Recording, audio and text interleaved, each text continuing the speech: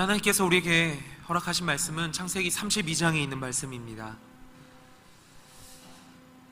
창세기 32장 1절에서 12절까지의 말씀, 구약 49페이지에 있습니다. 우리 1절에서 12절까지의 말씀 한 절씩 교독하겠습니다. 야곱이 그 길을 진행하더니 하나님의 사자들이 그를 만난지라.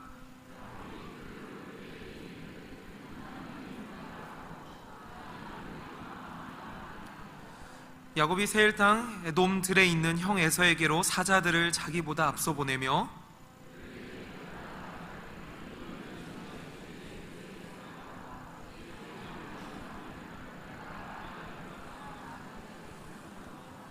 내게 소와 나귀와 양떼와 노비가 있사오므로 사람을 보내어 내 주께 구하고 내 주께 은혜 받기를 원하나이다 하라 하였더니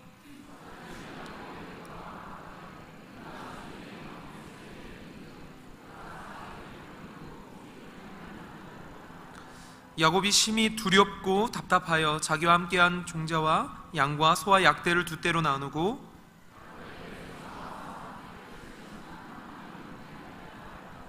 야곱이 또 가로되 나의 조부 아브라함의 하나님 나의 아버지 이삭의 하나님 여호와여 주께서 전에 내게 명하시기를 내 고향 내 족속에게로 돌아가라 내가 내게 은혜를 베풀리라 하셨나이다.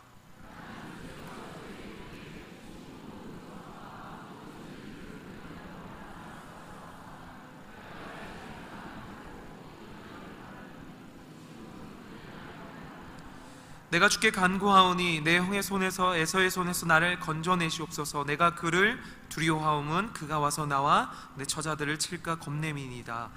주께서 말씀하시기를 내가 정녕 내게 은혜를 베풀어 내 시로 바다에 셀 수 없는 모래와 같이 많게 하리라 하셨나이다.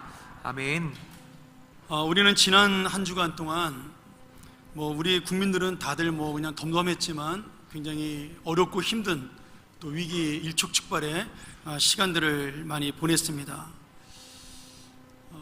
제가 잠깐 그 CNN 기사를 지난주에 봤는데 미국에서는 곧 전쟁 날 것처럼 우리나라에 대해서 굉장히 많은 기사를 썼고 김정은이 괌에다 미사일을 쏜다 그랬더니 괌에서는 지금 사재기 현상이 일어나서 전쟁 날까봐 슈퍼마켓에 라면과 비상식량이 동이 났다는 그런 신문의 기사가 있었습니다. 우리는 하도 이제 그런 일이 자주 있으니까 대한민국에 살고 있는 사람들은 그런가 보다 이렇게 이야기를 하는 것 같아요. 그래서 외신 기자가 왜 이렇게 한국 사람들은 담담하냐 그랬더니 어떤 분이 그렇게 대답을 했더라고요. 담담 안 하면 어떡할 거냐, 피할 데도 없는데 맞지 않습니까? 갈 데가 없잖아요. 지금 한강을 넘어 도망간다고 우리가 옛날처럼 피난 갈 수 있는 것도 아니고 그냥 그 자리에 기다리는 수밖에 없으니까 우린 담담할 수밖에 없다. 참 맞는 말 같습니다. 제가 한 주간 동안 가만히 생각을 해봤어요. 과연 김정은이 뭘 믿고 사는 건가? 제가 지난주에 태영호 대사라고 우리나라에 망명을 한 영국 대사가 있죠. 북한에서 가장 엘리트로 자란 분인데 작년에 이제 우리나라로 아이 교육 때문에 망명을 한 분이 있습니다. 이제 그분은 어쩌면 지금 우리 월남하신 분들 중에 가장 북한의 사정을 잘 알고 북한 지도층의 사정을 가장 잘 알고 있는 분이겠죠. 근데 그분한테 기자가 질문을 했어요. 김정은이 왜 이렇게 행동을 한다고 생각을 하느냐? 그 사람이 정말 미국에서 말하는 대로 미치광이냐? 아니면은 다른 이상 성격자냐? 그랬더니 그 태영호 전 영국 대사가 이렇게 얘기를 하더라고요. 김정은은 미치광이도 아니고 특별한 이상 성격자도 아니다. 굉장히 스마트하고 지금 똑똑한 방법이라고 생각을 하고 그 사람의 지혜로 이 일을 하고 있는 거라고 이야기를 합니다. 그러니까 지금 미사일을 쏘고 계속해서 그 핵무기를 준비해서 ICBM 대륙간탄도탄을 개발하면 나중에 미국에서 자꾸 이렇게 쏜다고 겁을 주면 미국에서 포기를 하게 된다는 거예요. 두려워서. 그래, 쟤네들하고 저런 미친 애들이랑 싸우면 우리만 손해본다. 그냥 내버려두자. 그렇게 해서 북한을 포기하게 만드는 전략이다라고 아주 이거는 굉장히 지혜로운 머리를 쓴 거다 이렇게 인터뷰를 했습니다. 제가 이제 그 기사를 보면서 가만히 생각을 해봤어요. 여러분, 그러면 지금 북한의 김정은이 믿고 있는 게 뭐죠? 미사일을 믿고 있는 겁니다. 좀 더 나아가서는 핵폭탄을 믿고 있는 거죠. 그런데 제가 또 한 걸음 더 나가서 생각을 해봤어요. 만약에 전쟁이 나면 정말로 나진 않겠지만 혹시라도 전쟁이 나면 여러분 어떻게 될까요? 지금 북한과 남한에 있는 모든 무기를 같이 쏟아부으면 양쪽 다 망하는 거죠. 전쟁이 길어져서 한 달, 두 달, 6개월 넘어가면 전국이 다 초토화가 됩니다. 아마 6.25 때 망가진 그 국토에 수십 배는 더 망가질 만큼 지금 서로가 많은 무기를 쌓아놓고 있는 거죠. 근데 더 황당한 거는 우리나라의 운명을 가지고 남의 나라에서 이야기를 합니다. 저희 쪽에서는 말을 못하고 미국하고 북한하고 서로 불바다를 만드느니 파멸을 시키느니 이러면서 우리와 상관없이 자기들끼리 남의 나라를 가지고 이야기를 하는 거죠. 거기에 또 중국은 거기 껴서 북한을 야단치는 것처럼 하면서 자기의 이익을 챙기고 우리를 견제하고요. 또 러시아는 러시아대로 미국하고 지금 사이가 안 좋으니까 우리나라 북한을 통해서 뭔가 또 이득을 얻으려고 그러는, 또 일본은 그 와중에 또 자기들의 어떤 자국의 이익을 위해서 미국에 탁 달라붙는 이런 모습들을 바라보면서 여러분 어쩌면 우리나라가 지금 그 해방 이후로 가장 큰 위기가 아닌가라고 생각을 해보게 됩니다. 6.25 이후로 어쩌면은 가장 큰 전쟁 위험이 왔다라고 생각을 해요. 근데 중요한 거는 여기서 우리가 어떤 힘을 의지하느냐 이 문제입니다. 보세요. 미국은 자기들의 지금 국력을 믿고 있는 나라입니다. 세계에서 제일 강한 나라니까요. 중국도 지금 현재 떠오르는 강대국이니까 지금 미국과 함께 G2라고 부르잖아요. 그러면 지금 경제학자들은 20년 안에 중국이 미국을 넘어설 거라고 얘기합니다.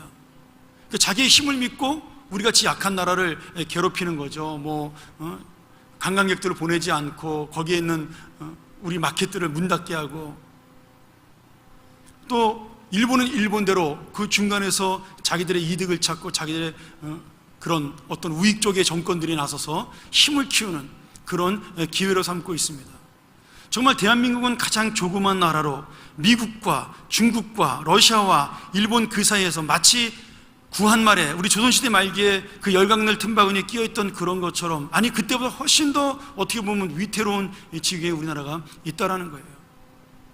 중국은 힘을 믿고 미국도 자기의 국력을 믿고 일본은 자기들의 지혜를 믿고 북한은 미사일과 핵무기를 믿고 지금 압박을 가하고 있는 거죠. 어쩌면 꽉 막힌 인생 속에서 우리는 그런 자신들의 능력을 믿고 사는 나라들 틈바구니에 있다라고 저는 생각이 됩니다. 여러분, 북한의 능력이 미사일에 있나요? 그러면 그 미사일과 핵폭탄이 북한을 살릴 수 있을까요? 천만의 말씀입니다. 그들을 망하게 할 수는 있습니다. 그러나 절대로 살리지는 못합니다. 우리나라도 마찬가지입니다. 사드를 배치하는 것도 좋고 군사력을 높이는 것도 좋고 다 그렇지만 결국 그것은 모두가 다 죽는 길로 가는 거예요. 저는 점점 더 이 나라가 하나님의 은혜와 하나님의 정말 돌보심이 없이는 살 수 없는, 그리고 더 이상 우리가 나아갈 수 없는 나라라고 믿습니다. 오늘 여러분, 다른 세계의 열강들은 자기의 힘과 능력을 믿지만 우리의 힘과 능력은 무기에 있는 것이 아니라, 국력이 있는 것이 아니라 하나님의 은혜에 있다는 사실을 기억하면서 우리가 정말 이 나라와 이 민족을 기도하는 그런 귀한 우리 교우들이 되기를 주의 이름으로 축원합니다. 오늘 말씀을 보면 야곱도 역시 마찬가지예요. 지금 야곱의 능력이 어디에서 나온 걸까요? 야곱이 지금 이제 삼촌의 집을 떠나서 20년 만에 자기의 고향으로 돌아가게 되었습니다. 형을 만나러 가는 건 아니지만 고향으로 돌아가 아버지를 만나게 되면 당연히 같이 살고 있는 형을 만나게 될 수밖에 없는 거죠. 마음속에 아직도 두려움이 있어요. 나를 죽이려고 하던 형은 여전히 지금은 더 큰 힘을 가지고 보고 있는데 내가 어떻게 해야 되나. 그때 하나님께서 이 두려워하는 야곱에게 하나님의 군대를 보여주시게 됩니다. 야곱이 그 군대를 바라보면서 마음속에 소망을 갖게 되죠.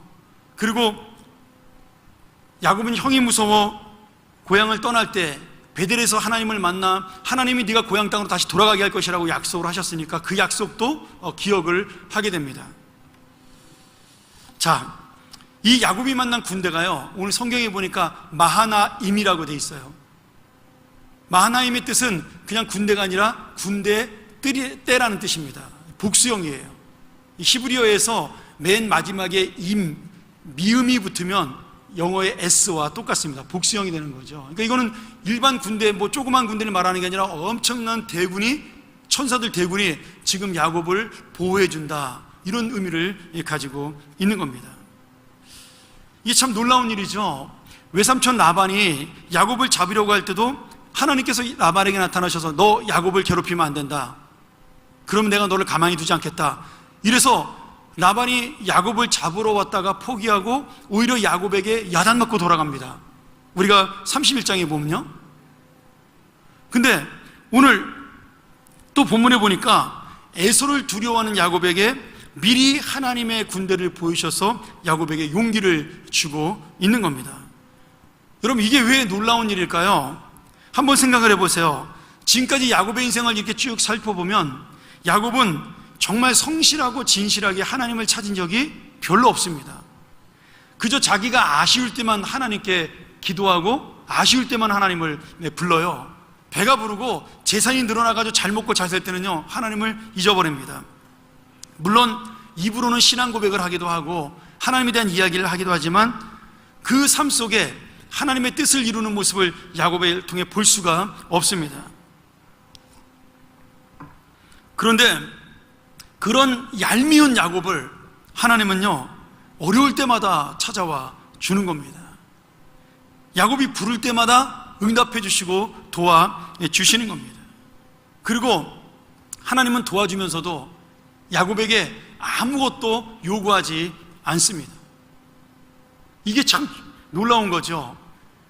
저 같으면 그렇게 말 안 듣고 얄미운 야곱에게 야, 너 내가 이번에 도와줄 테니까 이제부터 나 잘 섬기고 제사도 빼먹지 말고 좀 인간답게 살아라, 이렇게 야단치면서 하나님의 뜻대로 살으라고 약속을 받아야 되는데 하나님이 일체 그런 말을 하지 않으셔요. 그리고 야곱이 원하는 대로 당신의 약속을 지키시고 무조건적으로 도움을 주십니다. 정말 끝까지 야곱을 붙잡고 사랑하시고 한순간도 잊지 않으시는 하나님 아버지의 정말 절대적인 이 사랑이죠. 여러분, 이 사랑이 야곱에게만 임한 것이 아닙니다. 야곱에게만 있는 것이 아니라 지금 이 땅을 살고 있는 우리에게도 똑같이 있습니다. 모습은 다르지만 우리도 야곱처럼 어떻게든지 내 마음대로 살려고 하고 내 뜻대로 살려고 하고 내 자존심을 세우려고 하고 내 힘대로 살려고 하는 것이 우리의 인생입니다. 예수를 믿는다고 해가지고 여러분 내가 거룩하고 정결하고 흠이 없게 날마다 그렇게 사는 게 아니잖아요. 근데 하나님은 우리의 그런 모습을 알면서도 끝까지 우리를 안으시고 보듬어 주시고 힘들고 어려울 때마다 두들겨 주시면서 위로하시고 소망을 주시는 거죠. 사람은요, 지칠 때가 있습니다. 저도 목회를 하니까 힘든 사람을 만나고 어려운 사람을 만나 계속 도와주고 기도해주고 용기를 줘도 그 사람이 변하지 않으면요, 마음속에 낙심이 되고 실망이 돼서 가끔 지칠 때가 있습니다. 그래서 하나님이 저 사람 버리는 건가? 이런 생각이 들 때가 가끔 있는 거예요. 근데 이게 철저하게 인간의 생각이라는 거죠. 하나님은 어떤 순간에도 우리를 버리신 적이 없습니다. 내가 낙심을 해도 하나님은 낙심하지 않으셔요. 내가 힘들어서 불평하고 원망하고 절망하는 것이지 하나님이 우리를 포기하지는 않는 겁니다. 지금 그 하나님의 사랑이 다시 한번 야곱에게 임하고 있는 거죠. 내가 너와 함께 하겠다. 내가 너를 돕겠다. 내가 너를 보호하겠다. 그 놀라운 하나님의 사랑이 오늘도 변함없이 야곱에게, 우리에게 임하고 있는 겁니다. 근데 지금 문제는 누구냐면 요 야곱입니다. 이 약삭빠른 야곱이에요. 야곱은 하나님의 천사를 봤어요. 자기 스스로 보고서 그것을 하나님의 군대라고, 마하나임이라고 그렇게 불렀습니다. 그리고 하나님께서 자기를 돕는다는 분명한 약속을 받았습니다. 근데 야곱의 마음속에는 여전히 의심이 들어가는 겁니다. 여전히 겁이 나는 거예요. 그래서 형에게 자기의 종을 보내서 형이 어떤 마음을 가지고 있는지 동태를 살피게 하죠. 여러분, 이 5절 말씀이 굉장히 재밌습니다. 우리 한번 아까 읽었지만 다시 한번 5절 말씀 한번 볼까요? 자, 같이 한번 읽겠습니다. 자, 시작. 내게 소와 나귀와 양떼와 노비가 있사오므로 사람을 보내어 내 주께 구하고 내 주께 은혜 받기를 원하나이다 하더라 하라 하였더니. 여러분, 지금 야곱이 에서에게 어필하는 게 뭐예요? 야곱이 에서에게 보여주는 게 내가 재산이 많습니다, 형님. 무슨 말이에요? 나 건드리지 않으면 내가 이거 띄워서 당신에게 나눠주겠습니다. 이 얘기예요. 지금 뭘 믿고 있는 거예요? 하나님의 군대를 믿는 것이 아니라 자기의 재산을 믿고 있습니다. 또 그 다음 말이 중요해요. 우리가 주인의 5절이죠. 내 주께 구하고 내 주께 은혜 받기를 원하나이다. 여러분, 여기 주님이 누구예요? 에서가 주인이에요. 에서가 주님이에요. 여러분, 야곱이 일평생 동안 사기치고 형 속이고 아버지 속였던 이유가 뭐죠? 자신이 형 위에 올라서서 주인이 되기를 원했습니다. 근데 20년 만에 야곱이 지금 뭐라고 고백을 해요? 형을 향하여 내 주께 구한다라고 이야기합니다. 지금 누구를 의지하는 거예요? 형의 그 마음을 의지하는 겁니다. 여러분, 우리가 주님이라고 불러야 될 분 누구죠? 하나님밖에 없는 거예요. 야곱의 주님은 오직 하나님밖에는 없는 거예요. 근데 지금 야곱의 마음속에는 주님이 바뀌었어요. 누구로요? 에서로요. 에서가 마음을 바꿔야 내가 살아나는 거예요. 에서가 주님이 되어야지만 내가 사는 겁니다. 여러분, 이것이 바로 지금 야곱의 마음이에요. 또 그러면서도 하나님께 얼마나 기도를 열심히 하는지 모릅니다. 우리가 읽었던 9절과 10절, 11절, 12절을 보면요, 하나님 약속을 지켜주세요. 예전에 저를 지켜주신다고 말씀하셨죠? 우리 할아버지 하나님, 우리 아버지 하나님 되신다고 말씀하셨으니까, 저에게 함께 하신다고 말씀하셨으니까 저를 지켜주십시오. 이러고 또 하나님께도 간절하게 기도합니다. 양다리도 이런 양다리가 없는 거죠. 여기도 주님이고 저기도 주님인 거예요. 여러분, 야곱이 지금 누구를 더 무서워하는 거예요? 하나님을 더 무서워합니까? 아니에요. 자기를 잡으려고 달려오는 형 에서, 그리고 그 400명의 군대를 훨씬 더 무서워하는 겁니다. 여러분, 내가 지금 누구를 두려워해야 될까요? 여러분, 우리 대한민국이, 우리의 가정이, 우리의 교회가 가장 두려워해야 될 분이 누구예요? 대한민국이 두려워할 대상이 미국입니까? 아니면 철없는 김정은인가요? 아니면 중국인가요? 아닙니다. 여러분, 이 세상 역사를 주관하는 우리 하나님, 그분이야말로 우리가 두려워해야 될 대상이지요. 그분이야말로 우리의 능력입니다. 여러분 가정에서 가장 두려워해야 되실 분이 누구예요? 여러분의 사업에 돈줄을 쥐고 있는 은행장인가요? 대출을 받아야 되는데 이번 아파트 그 대출해 주실 은행의 과장님인가요? 아니면 나에게 재산을 한몫 띄워줄 부모님인가요? 아니면 내 직장의 목줄을 재고 있는 나의 상사며 우리 회사인가요? 여러분, 아닙니다. 내 인생을 처음부터 끝까지 다스리는 분은요, 바로 우리 하나님 아버지십니다. 우리가 지금 두려워할 대상을 잘못 잡고 있는 거예요. 내가 붙잡아야 될 대상을 지금 잘못 알고 있는 겁니다. 내 능력이 어디서 나오는지를 우리가 잘못 알고 있는 거예요. 야곱이 얼마나 야비해요? 지금 하나님께 기도하면서도 자기 인간적인 머리를 사용합니다. 그래서 어떻게 하죠? 두 때로 자기의 가족을 나눠요. 자기의 종들과 그 모든 가축들을 나눕니다. 자기가 좀 덜 사랑하고 덜 예쁘고 이런 가족들과 종들과 가축들은 앞으로 먼저 보냅니다. 왜요? 에서가 쳐들어온다는 총알바지하라고. 그리고 자기가 조금 사랑하고 더 많이 좋아하는 가족들과 그런 모든 종들과 가축들은 뒤에 남기게 합니다. 그리고 자기는 또 더 맨 뒤에 남아서 2중 3중으로 방패막을 치면서 지금 자기의 목숨을 살겠다고 그러는 것이 바로 지금 야곱의 행태예요. 그러면서도 간절히 기도하고 지금 능력을 구하고 있습니다. 하나님께. 여러분, 이게 지금 누구의 모습이에요? 이게 지금 야곱의 모습인가요? 아닙니다. 바로 주님을 부리면서도 이 현실의 상황 속에서 능력 없고 두려워 떨며 이 세상을 바라보는 우리의 모습입니다. 이게 바로 우리예요. 어쩌면 얼마나 이 야곱이 우리의 현 상황을 보여주고 있는지 모릅니다. 내가 정말 두려워하는 것, 내가 정말 붙잡아야 할 것, 내가 정말 능력으로 삼아야 될 것이 무엇이냐?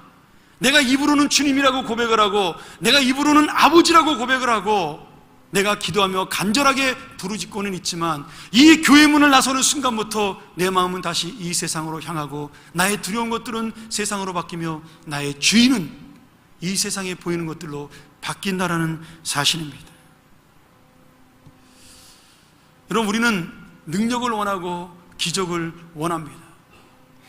근데 정말 진짜 기적이 무엇이고 진짜 능력이 무엇일까요? 우리가 가장 대표적인 예수님의 능력으로 오병이어의 기적을 꼽습니다.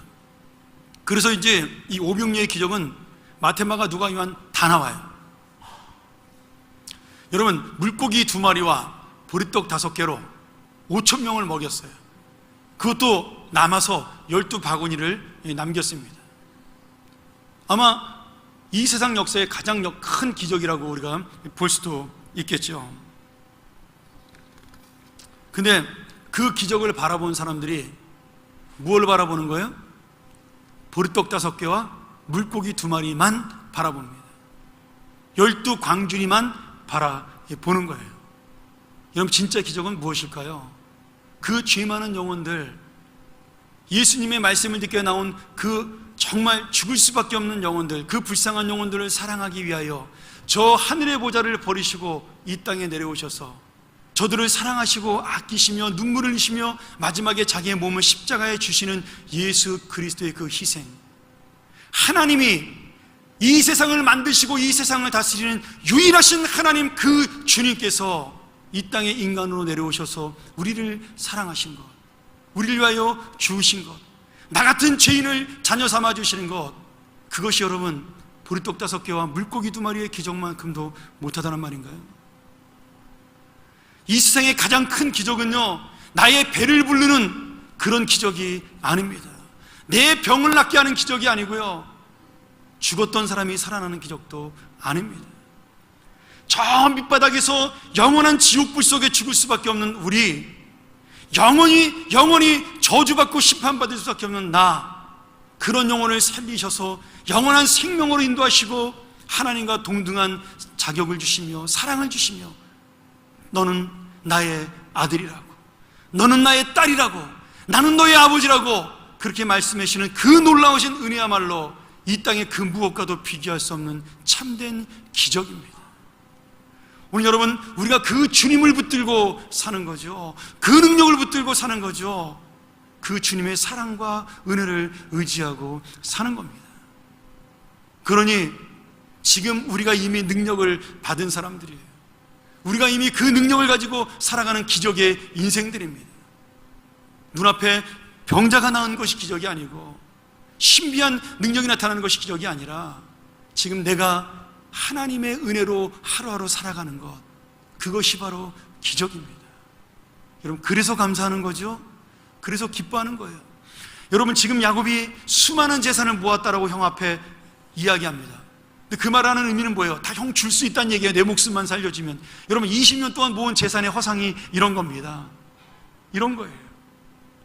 야곱이요, 삼촌의 집에서 20년 동안 재산을 모으면서 그가 삼촌 집에 떠날 때 광야에서 하나님께 약속을 했잖아요. 11조를 드리겠다. 근데 야곱은 삼촌의 집에서 한 번도 11조를 드리지 않았습니다. 그리고 그 모은 재산을 가지고 고향으로 돌아가다가 형을 만나서 어떻게 되죠?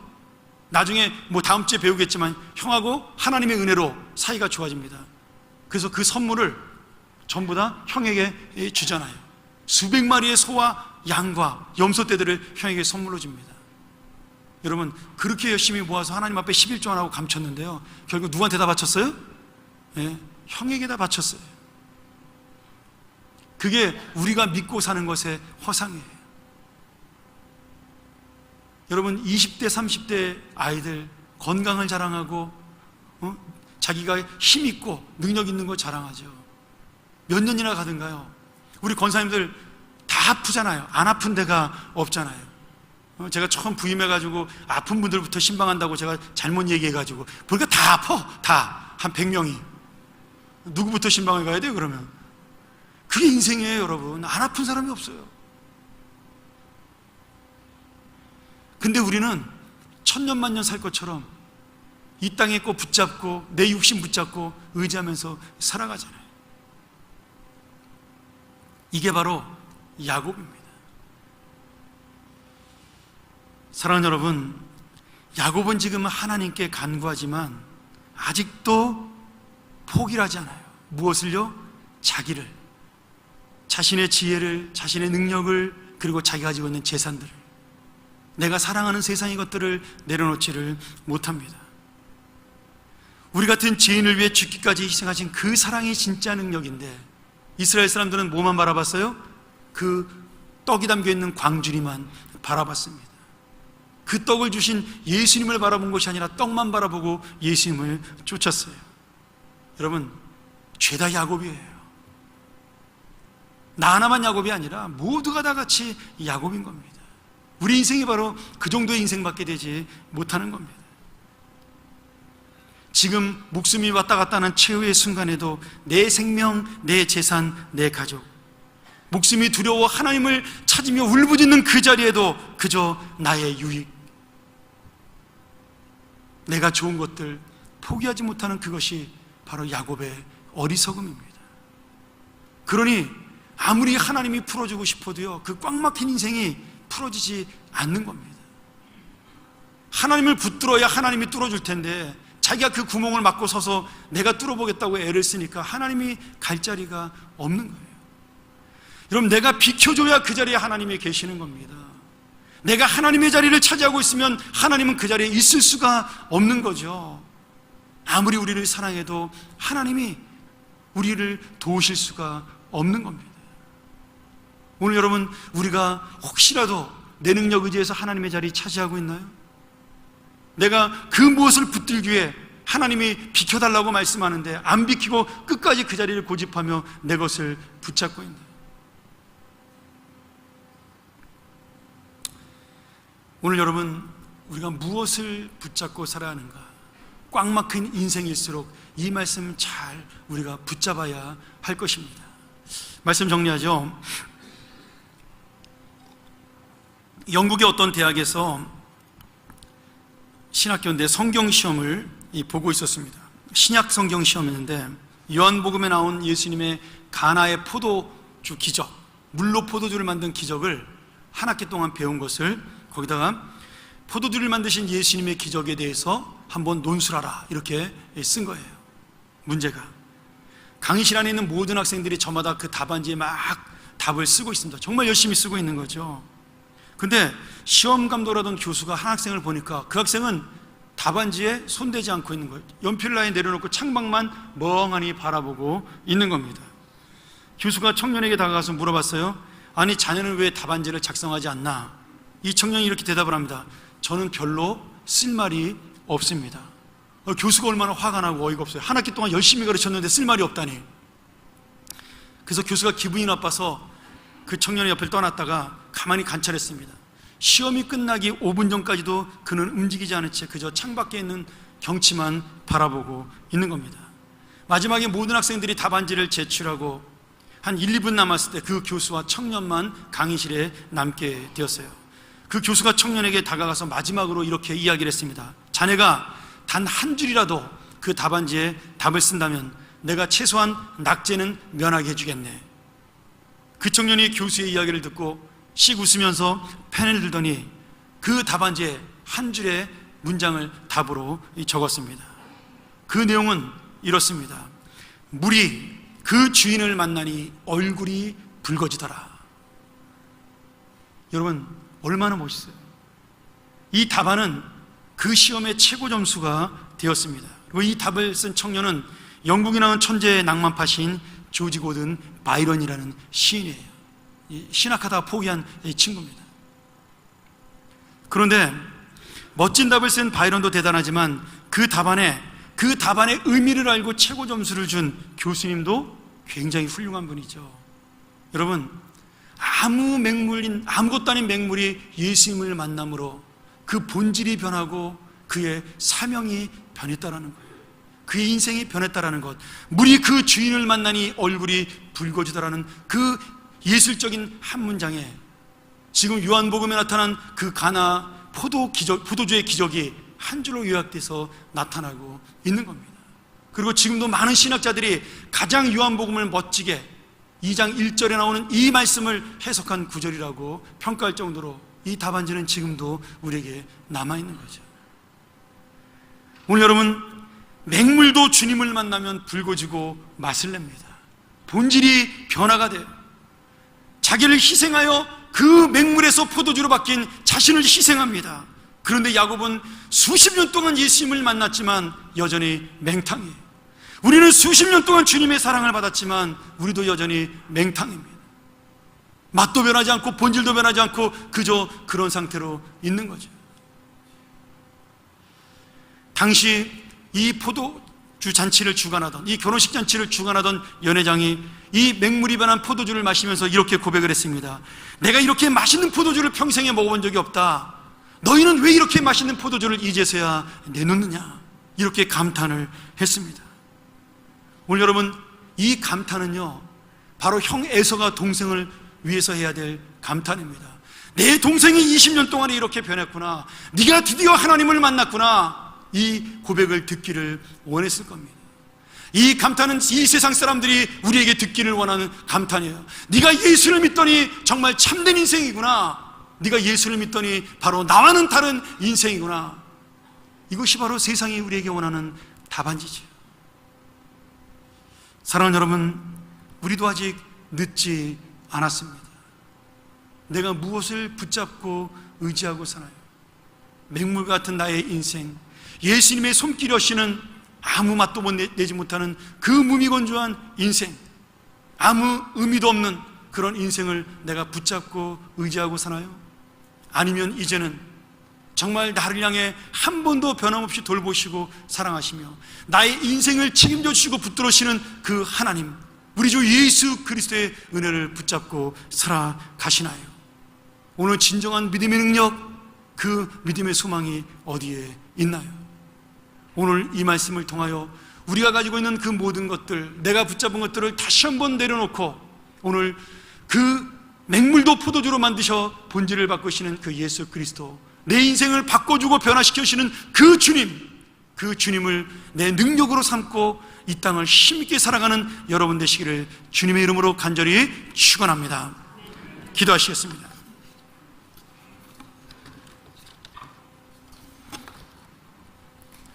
우리가 날마다 하나님의 약속과 언약 속에 있는 축복의 통로임을 고백하며 감사합니다. 그러나 또한 나를 통하여 하나님의 영광이 드러나고 나를 통하여 많은 사람들과 열방이 주님께 돌아오게 됨도 고백하는 믿음 되게 도와 주시옵소서. 더 이상 내 인생은 맹물이 아니요, 더 이상 내 인생은 무미건조한 인생이 아니라 하나님의 은혜로 살아가는 인생이요, 하나님의 능력으로 살아가는 인생임을 깨닫게 하여 주옵소서. 우리의 능력은 이 세상에 있지 아니하고 우리의 소망은 보이는 것에 있지 아니하고 오직 주님께 있음을 고백하는 이 나라, 이 민족, 이 백성, 그리고 우리 교회, 사랑하는 우리 주님의 자녀들이 되게 인도하여 주시옵소서. 예수님의 이름으로 간절히 기도하옵나이다. 아멘.